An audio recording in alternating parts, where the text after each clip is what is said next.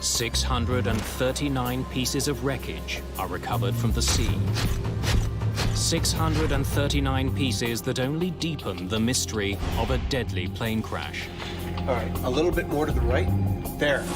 But when investigators bring up the 640th piece of China Airlines Flight 611, they get their answer. There was definitely a eureka moment on the dock. It would be scrutinized more closely than any other piece of debris. On this single piece of wreckage, investigators would find the one clue that would tell them why a modern jetliner with 225 people on board shattered in mid-air.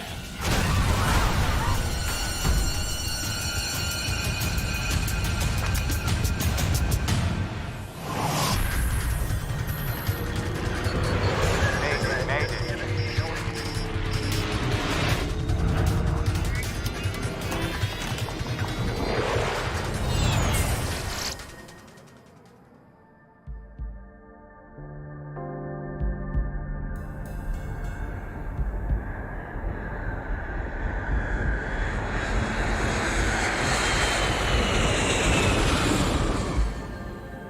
Feet. Speed is low, sir. Watch it. Did you feel that?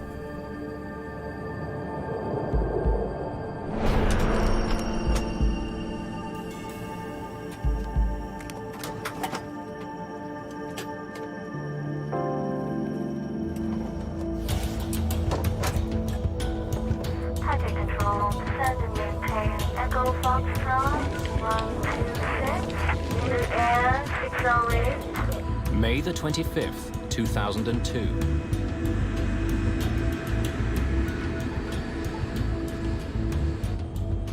Gears up. A China Airlines 747 lifts off from Taiwan's capital, Taipei. Taipei approach, Dynasty 611, airborne passing 1,600. Dynasty 611, Taipei approach radar, contact climb, and maintain flight level 260. 260, Dynasty 611. Autopilot B, engage. China Airlines is Taiwan's national airline.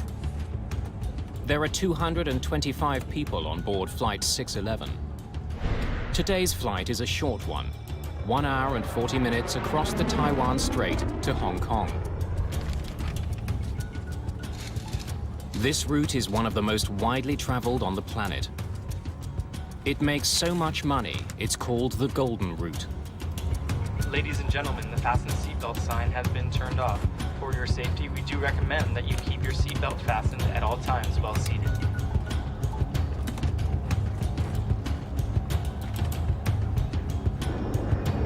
Minutes after taking off, Flight 611 climbs steadily above the Taiwan Strait. The plane's autopilot controls the ascent. And then, 20 minutes after taking off, at an altitude of almost 35,000 feet,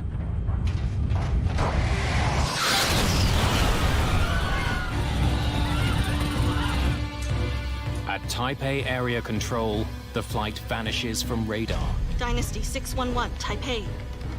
Dynasty 611, Taipei. I've got a plane off radar. China Airlines 611. Its last known return was east 119.67, north 23.98. Taiwanese authorities quickly launch one of the largest rescue missions in that country's aviation history.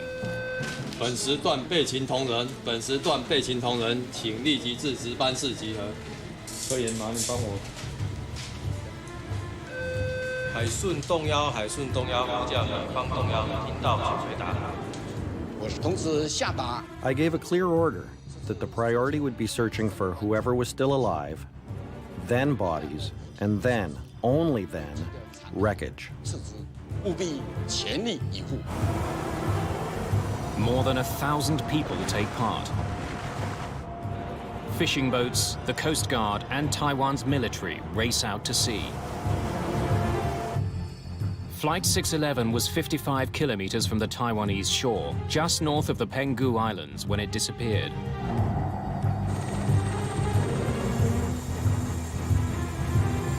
Rescuers find debris floating in the Taiwan Strait.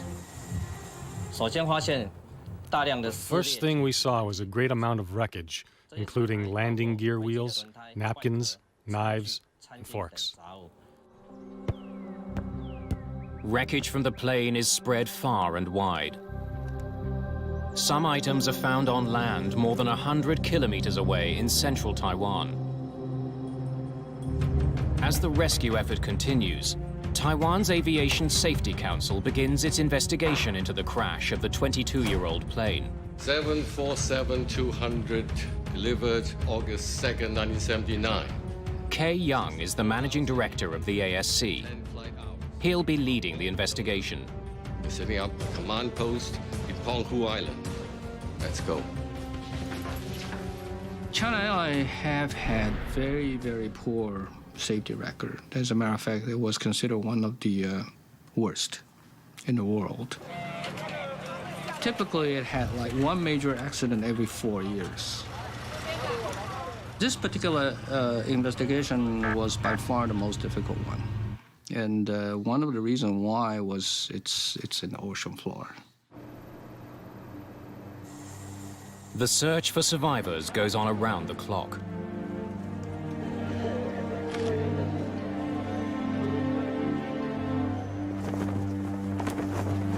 There were 225 people on the airplane. Nobody is found alive.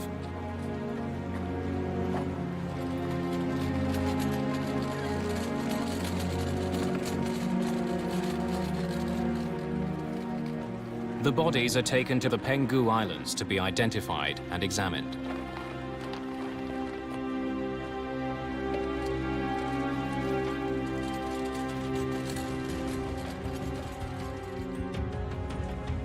Since the accident involved an American-made plane, the NTSB joins the investigation. A team of investigators is dispatched to Taiwan. They'll be led by John DeLisi in Washington. We have a very good working relationship with the ASC, the Aviation Safety Council of Taiwan, so we knew that they would ask for and welcome our assistance in the investigation. Wreckage that's found floating is also brought to the Penghu Islands. Investigators need to know how one of the world's most successful planes, on one of the world's most traveled routes, simply fell out of the sky. Well, the Boeing 747 is the world's most popular jumbo jet, and it's flown millions of people, probably billions of miles. We were very concerned. Good morning. I'm anxious to see what you have. Sophisticated ground-based radar tracked Flight 611 throughout its short journey. It should provide investigators with a much clearer picture of the flight than the radar at air traffic control. Kay Young gets the first major clue in this case. The radar tracked the plane as it climbed on course to 35,000 feet. Then suddenly, Flight 611's signal split apart. The breakup is quite graphic. Right when the event happened, it appeared as if there were 3 or 4 sizable pieces of wreckage that were getting radar returns that then began to drift and scatter as they fell to the earth. So that told us that the airplane broke up in flight.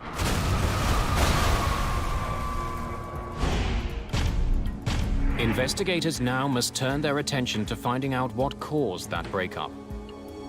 There's all kind of theories about, what seems to be happening of that particular aircraft. We knew that something massive had happened suddenly, without warning. It doesn't take long for the media to consider a sinister possibility. That Flight 611 was shot down.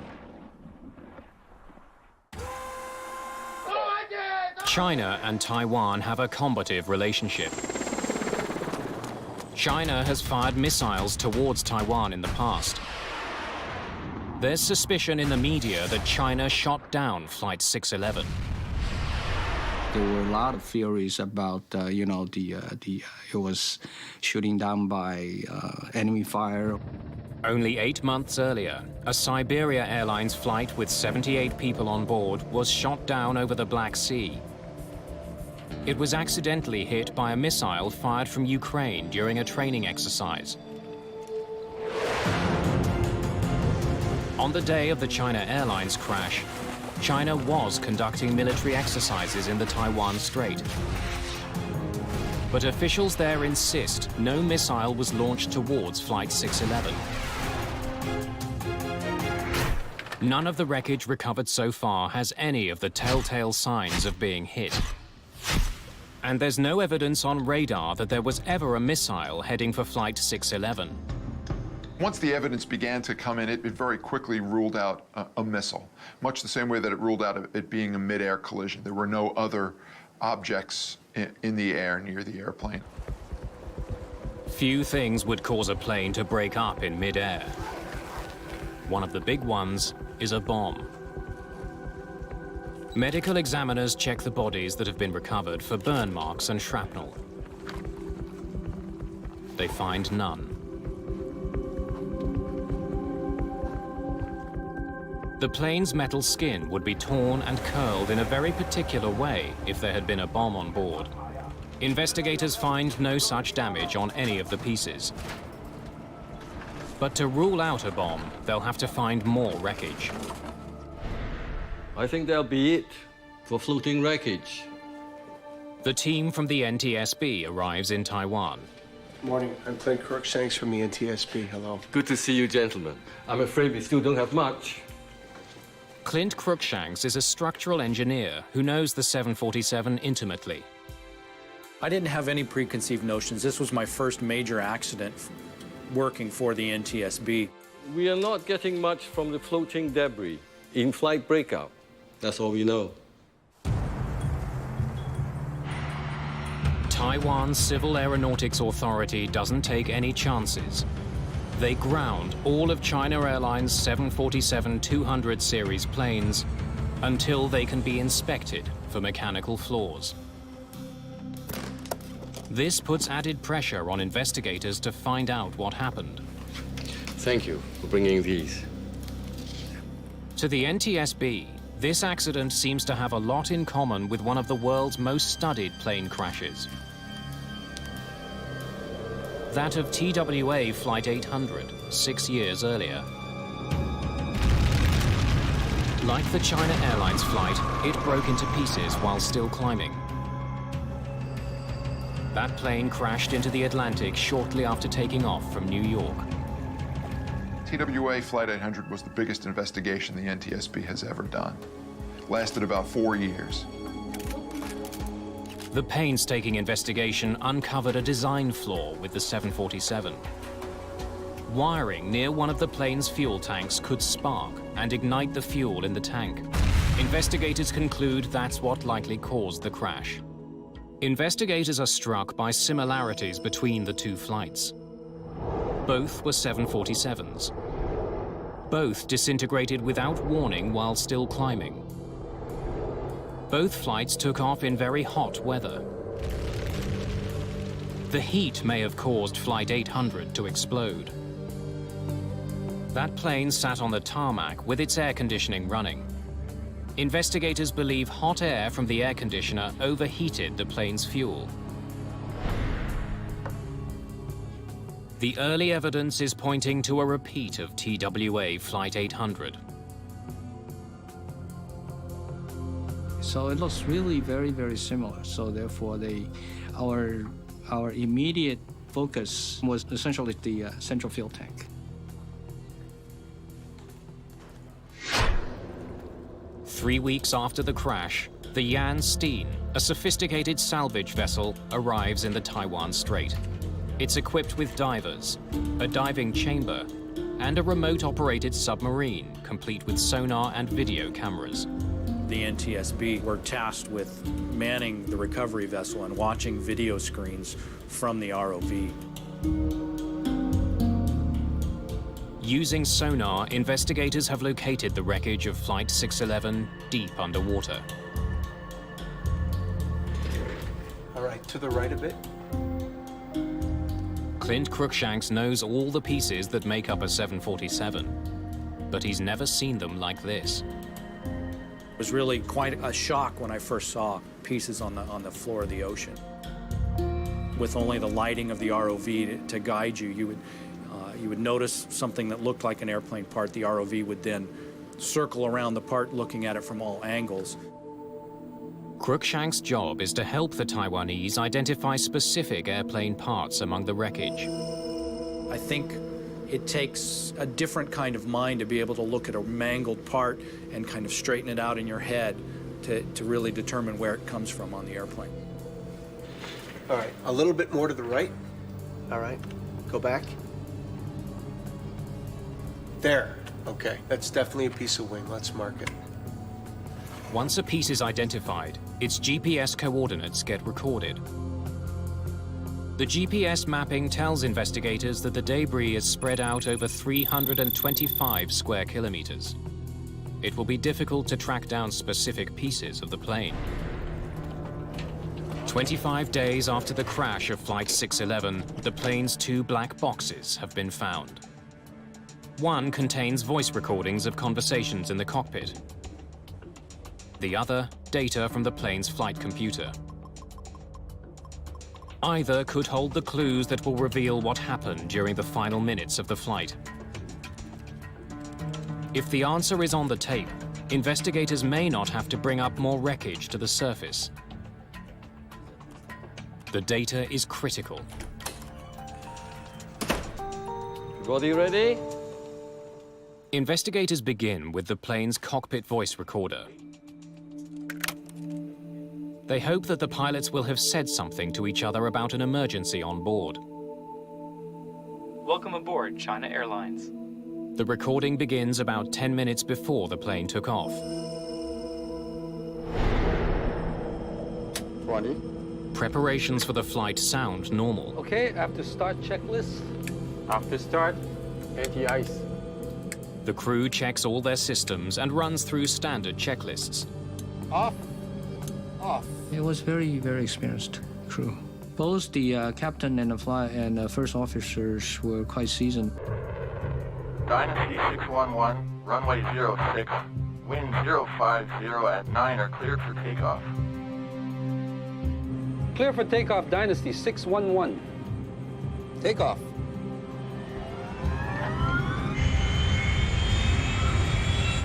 $80. Check. E1. Rotate.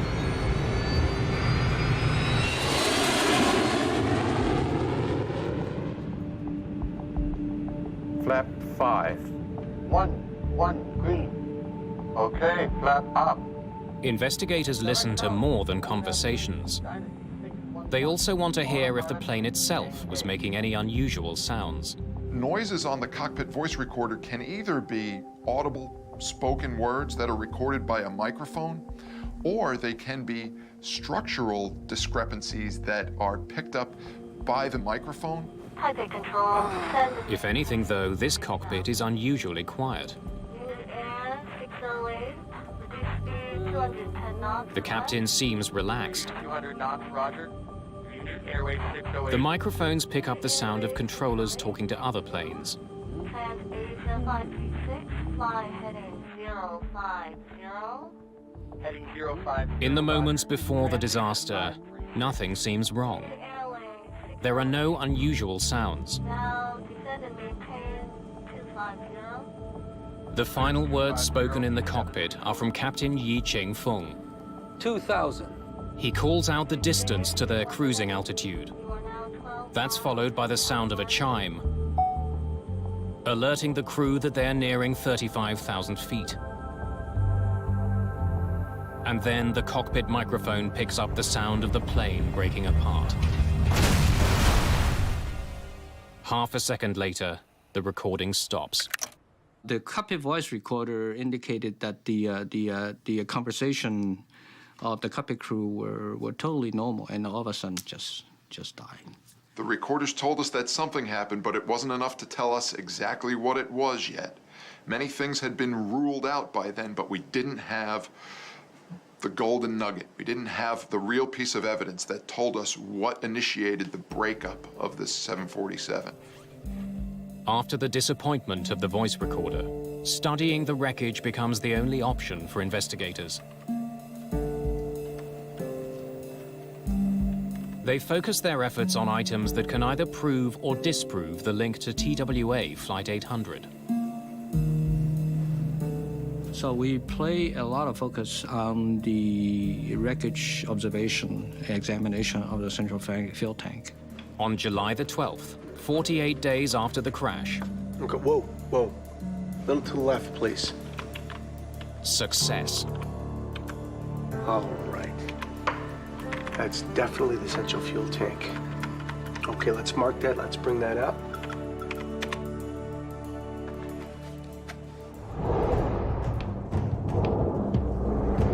The tank joins the sea of wreckage piling up at the pier. Investigators study it closely for any evidence that it exploded. If it did explode like the TWA tank, it would be curled and twisted. And the metal would be bent outwards. But this fuel tank is different. And we found the central fuel tank was relatively intact. And it's crumpled inwards. Unlike the tank from the TWA flight, there's no soot. There would be if the jet fuel inside had ignited. So at that time, we pretty much ruled out it was the cause of the central fuel tank. The wreckage recovered so far has also forced investigators to abandon another theory, that a bomb brought down the plane. None of the wreckage showed any evidence of sooting, any kind of explosive damage. The China Airlines crash was neither a repeat of TWA Flight 800, nor a deliberate bombing. Investigators are running out of leads. As more wreckage is identified and recovered, investigators find an intriguing clue. It's discovered when they examine a series of small vents from Flight 611. All commercial jetliners have dozens of these vents near the floor. They're essentially pressure release valves. They're called dado panels, and there's only one reason for them to open. If the cargo area underneath the passengers were to suddenly decompress, the pressurized air above would exert so much force on the floor that it could collapse and damage vital flight controls. That's precisely what happened to a Turkish Airlines flight in 1974. The pilots couldn't control their plane after their cargo door blew out.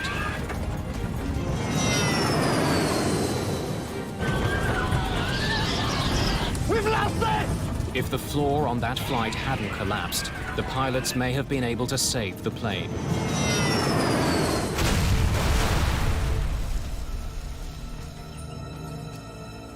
After that accident, the NTSB recommended that manufacturers install many more relief vents between a passenger plane's upper and lower levels.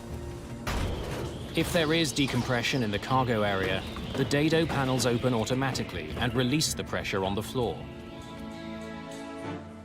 There were 65 dado panels on the China Airlines flight. 19 of them were recovered from the ocean. 4 recovered panels were in the open position. It tells investigators that there must have been a sudden loss of pressure beneath the passenger cabin. But it doesn't tell them what caused it. The dado panels lead investigators closer to solving the mystery of this crash. But it's just a small piece of a much bigger puzzle. There are hundreds of pieces of wreckage to be examined for clues.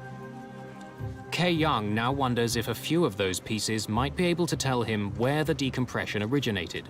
I've been reading about the trajectory analysis you did on Flight 800. I'd like to try it. Ballistic trajectory analysis is a technique that US investigators used to figure out how TWA Flight 800 disintegrated. It's impossible to do without specialized computers.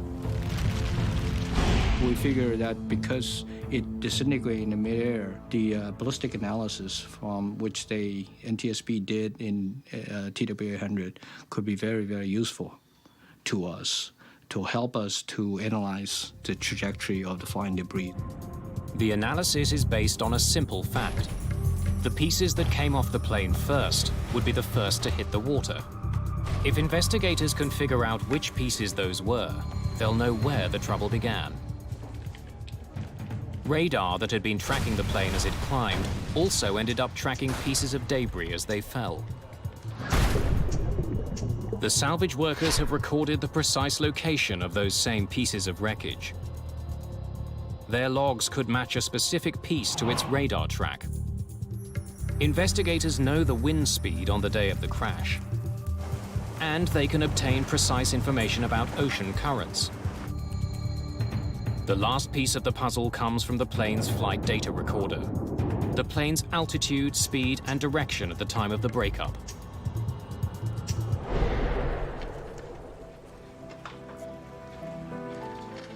As they're brought to the dock, every single piece of wreckage has been logged and numbered for identification. 327. Kay Young selects 18 pieces of wreckage for the computer analysis. Some from the front, some from the middle, and some from the back of the plane. 199. Along with all the other data, he'll feed information about each item's weight and shape into the computer. 526. Based on where the pieces fell, the computer should be able to calculate which of those 18 pieces was the first to come off the plane. Can we see when each one of those items separated from the aircraft? All of the data paints a telling picture of what happened at 35,000 feet. Kay Young gets to see how Flight 611 broke up, from beginning to end. The tail came off first. Along with the dado panels, it's a very important clue. So that pretty much indicating that there's something happened in the back of the aircraft, rather than something happened in the forward part. Investigators are now keen to recover items from the rear of the plane.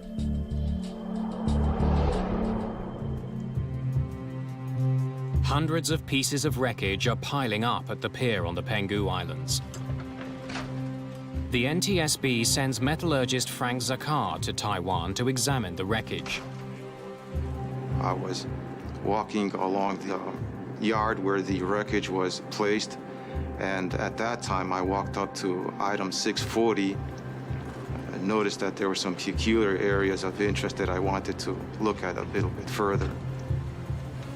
With this battered piece of metal, investigators have struck gold. There was definitely a eureka moment on the dock. That was, hey, we might have something here. Hey, it's Frank. I think we found your golden nugget. Item number 640 would give investigators a revealing glimpse into the past and lead them to conclude that the crash of Flight 611 actually began 22 years earlier.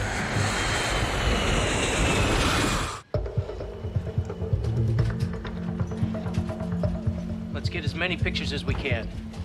The massive piece of fuselage that has caught Frank Zakar's attention is exactly what investigators have been searching for.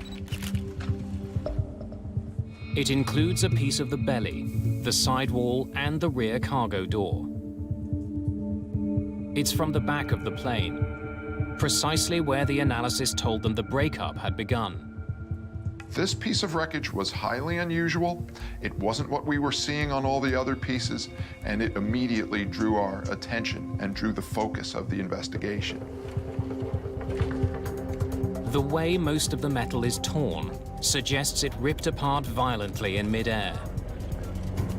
aerodynamically, as an airplane's moving through the air, if it were to break apart, just the force of the incoming air at over 500 miles per hour will just break up perfectly good structure. That's what we call an overload fracture. So most of the pieces that came up early were just indicative of that kind of overload. When metal breaks due to overload or overstress, it comes apart at an angle. But the fractured edges of piece number 640 aren't angled, they're flat. What do you think? It's definitely not overstress. It's metal fatigue. Fatigue fractures happen when metal is stressed repeatedly over time until it breaks. It looks very different from a stress fracture. Typically, a metal fatigue crack will have a flat appearance. It'll be very smooth. That's exactly the kind of crack that investigators observe on piece number 640. That tells them it didn't break off the plane suddenly as it fell from the sky. This piece separated from the plane over time. Had it caused the deaths of 225 people? There was much more work that needed to be done. A detailed analysis of the piece had to be done in order to see if this in fact was the smoking gun. There's something else about this piece that stands out. It has a metal patch on it. It's called a doubler plate. It's the equivalent of a patch on a punctured tire.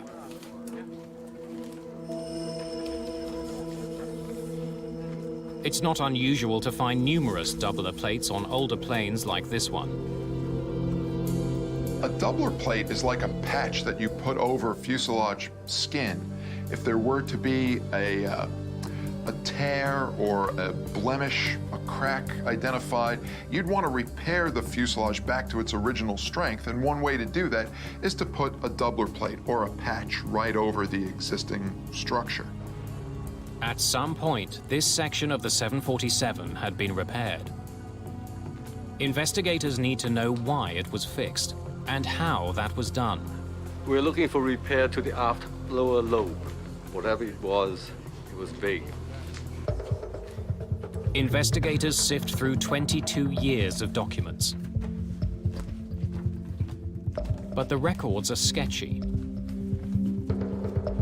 Finding details on one particular repair could take time.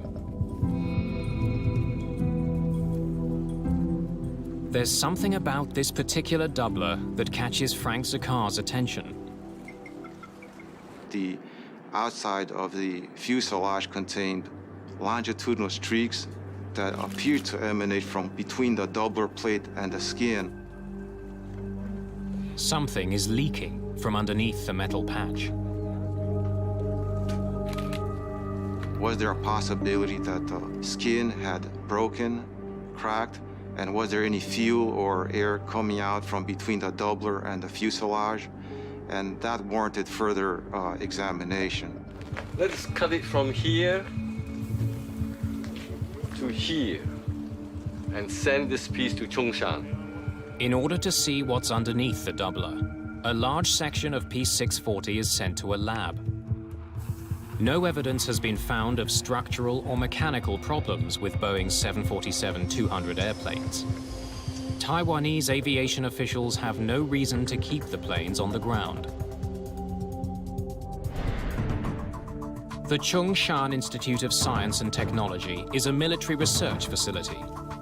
It's at the forefront of Taiwan's space program.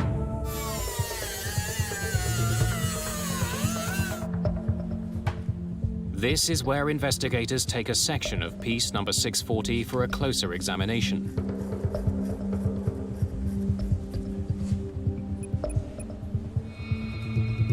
The NTSB's Frank Zakar finds a telling clue on the crack itself.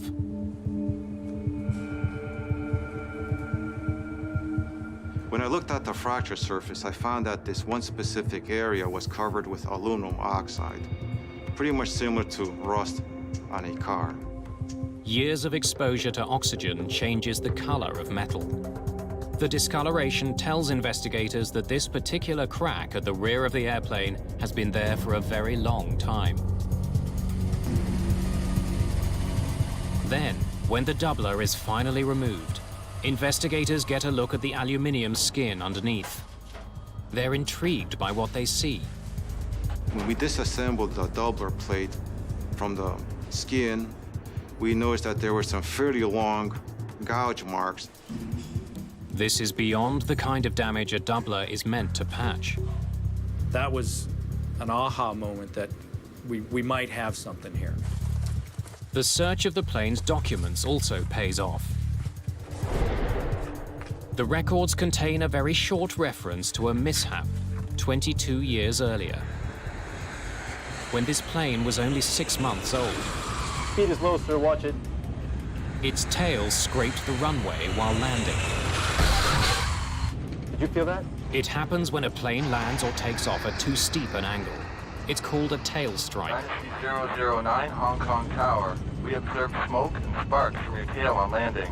Roger, Hong Kong Tower. We'll have that looked at. Tail strike, sir. I better log that. It is a relatively common occurrence. It's not a good thing. Some airplanes even have what's called a bumper in that portion of the aft fuselage, so that if the tail ever does get too close to the ground, instead of sacrificing skin from the fuselage, you might have this sacrificial bumper that will take that wear. Tail strike damage is routinely repaired. Investigators want to know how China Airlines went about fixing the plane. They can only find a brief mention of the repairs that were done in the plane's logbook. That's all there is? That's all we could find. There's not a lot of detail in China Airlines records. China Airlines indicating they could not find any of those documents. And when we started looking for it, we could not find any. And they said they probably got lost. The documents that do exist show that the day after the tail strike, China Airlines did a temporary repair. Workers attached a large aluminium plate over the damaged area. What do we know about the permanent repair? It doesn't get much better. A more permanent repair was to be carried out within 4 months.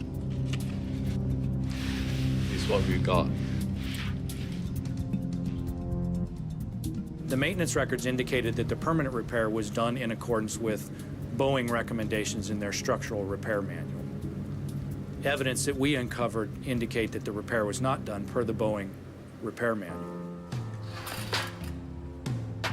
According to the manual, many of the scratches on the plane were too deep to be repaired. The entire damaged section should have been cut out and replaced. You have to follow certain procedures, and the Boeing structural repair manual indicating very clearly what you should do step by step. 22 years later, investigators can tell that for some reason the damaged piece was not replaced. The scratches from the tail strike are still there. China Airlines engineers tell investigators that the scratched area was too large to cut out, so they sanded the scratches down instead. In the event of scratching, it depends on how deep the scratches are. If they're not very deep, they can be blended out. But if the scratches are too deep, the repair technique that's called for is to actually cut out all of the scratched material and then design a doubler patch that's larger by a big percentage of the structure that was originally removed. The scratches weren't sanded down or cut out. They're still there. Maintenance workers then made one final mistake. They put the doubler plate right over the scratched material. The doubler plate that they put on was not 30% larger than the affected area. In fact, it was barely, maybe not even in certain locations, larger than the area that was scratched. Even though the repair wasn't done according to Boeing's instructions, the way it was logged made it seem like it was. So for 22 years, anyone reading that entry would assume the damaged area had been cut out as it should have been. Pieces were really starting to fall into place now. Once we saw this piece of structure that had the fatigue cracks in it, And we realized that it came from a structural repair that was not done properly, that was left to fly for 20 years. Airborne passing 1,600. Things began to make sense. By covering an improper repair with a doubler and then documenting the repair as meeting Boeing standards, the workers made their mistake impossible to detect. What was so insidious about this improper repair was that the doubler plate hid all of the damage. So if you weren't there watching them do this repair improperly, you wouldn't know that it was done improperly. You would have assumed that the structure underneath had been cut out the way it was supposed to. And every time the plane took off over the next 20 years, the concealed problem got worse and worse. The air inside a commercial airplane is pressurized. As the plane climbs, air is forced into the cabin to keep the pressure inside the plane greater than the pressure outside.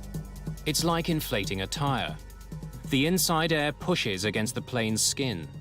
Each time the airplane pressurizes, pressure builds up inside the fuselage of the airplane. That crack could open up for a certain amount of inches or microns or millimeters. The plane's skin expanded and contracted a little bit every time. Because they weren't properly repaired, the cracks grew and spread. Eventually, the crack grew into a stunning 2.3 meters. If you were charting the crack, you would have seen very slow growth early, but as time went on, the growth was getting bigger and bigger. A small scratch had grown into an enormous problem. Then in May 2002, as Flight 611 climbed, that problem killed 225 people. As the airplane climbed in altitude and the fuselage was pressured, that put enough strain on this growing crack that it reached its critical length. And from there, it just spread like a spider web. It went in all directions, and it probably looped all the way around the fuselage to the point where the entire aft section of the airplane just broke off from the rest of the structure. The plane went into a steep dive. The force of the air on what was left of the plane quickly ripped it to pieces.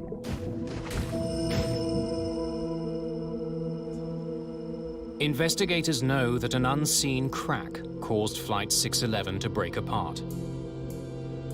They now discover that China Airlines came heartbreakingly close to finding that crack and saving 225 lives. The China Airlines 747 was in regular service for 22 years following the improper repair to its skin. It took off and landed more than 20,000 times. Over the years, mechanics would have scrutinized the plane. There's regular inspections per the Boeing maintenance program that have to be performed on the airplane. But the massive crack forming at the rear of the plane was never detected. Another accident in another country almost led China Airlines to discover the hidden damage. In 1988, the roof peeled off an aging Boeing 737 owned by Aloha Airlines. As a result of that incident, the Federal Aviation Administration laid out an inspection procedure for older planes. Airlines around the world were forced to inspect their planes much more diligently for corrosion and cracks. The regulation called for airlines to reevaluate all existing repairs to a plane's structure. Indications on this airplane were that if they had looked at the maintenance records and compared it to the repair, they would have had to remove the repair and redo it. China Airlines took the first steps of the new procedure in 2001, a year before the accident. The airline identified and photographed 31 different doublers on the 747, including the one over the catastrophic crack.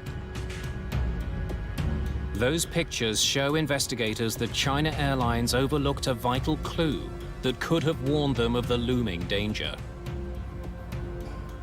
We examined the photographs that China Airlines took of the repair, and noticed that there was some issues that may have warranted further investigation. Investigators see a dark brown stain on the outside of the plane. It's the same mysterious staining that led Frank Zakar to suspect there was a hole behind the doubler when he first saw it on the pier. So why hadn't this stain raised alarms before the crash? For years, passengers on China Airlines' doomed 747 were allowed to smoke. They filled the pressurized air with nicotine. The smoke was being forced out through the crack at the rear of the plane. Over time, that smoke left a nicotine stain on the outside of the plane. It was very vivid. Any experienced maintenance engineer be able to spot it right immediately. Smoking hadn't been allowed on China Airlines for 7 years before the crash. It tells investigators that the crack in the plane had been there for at least that long. But instead of investigating the source of the staining, we need to conduct the new inspection when we do our next major check. China Airlines scheduled the second part of the FAA's procedure, a detailed inspection of the repaired areas. And that would be the 7C check, currently scheduled for November the 2nd, 2002. But the 747 never made it to November 2nd, 2002. It came apart over the Taiwan Strait 5 months before the inspection that would have undoubtedly uncovered its hidden flaw. Investigators want to prevent a similar accident from ever happening again. They recommend that aviation agencies around the world immediately inspect repairs for any possible hidden damage. We were no longer going to accept just a quick write-up that the repair was done properly. If the repair didn't have all the necessary documentation to allow us to know it was done properly, we were requiring operators to take doubler plates off and do a visual inspection of the structure underneath. The National Transportation Safety Board issues its own recommendations. The board asks that maintenance personnel be warned of the consequences of hiding the kind of damage that could lead to the structural failure of an airplane. The moral of this story is that the repair has to be done properly. As a mechanic, when you're doing work on an airplane, you're not thinking about the people who might be flying on that fuselage 20 years from now, but their safety depends on you doing the repair properly. China Airlines has revised the way its fleet is inspected and maintained. Its safety record has improved dramatically since the crash of Flight 611. Investigators also proposed the development of new tools that would allow mechanics to detect damage behind a doubler. Such tools are being used today. Boeing developed a non-destructive procedure that can find cracks in the fuselage underneath the doubler. That device uses ultrasound, sound waves that travel through metal. It can reveal damage underneath a doubler. It's the same technology that allows doctors to observe a fetus while it's still inside the womb. The device would have been able to detect the crack behind Flight 611's doubler plate. But the technology has some limitations. A great number of hours are required just to do one specific area of the airplane, but the technology is getting better. The problems that led to the China Airlines disaster are not going away. Planes the world over are getting older. And older planes need to be more thoroughly inspected for cracks. 6 years after the China Airlines crash, Southwest Airlines in the United States was hit with a record-breaking fine. $10.2 million for missing inspections designed to find cracks. The finding of Southwest brings back into focus how important it is to do maintenance properly on an airplane. A proper program of maintenance and inspections can be costly. But as China Airlines showed, the price of not maintaining aging planes is even costlier.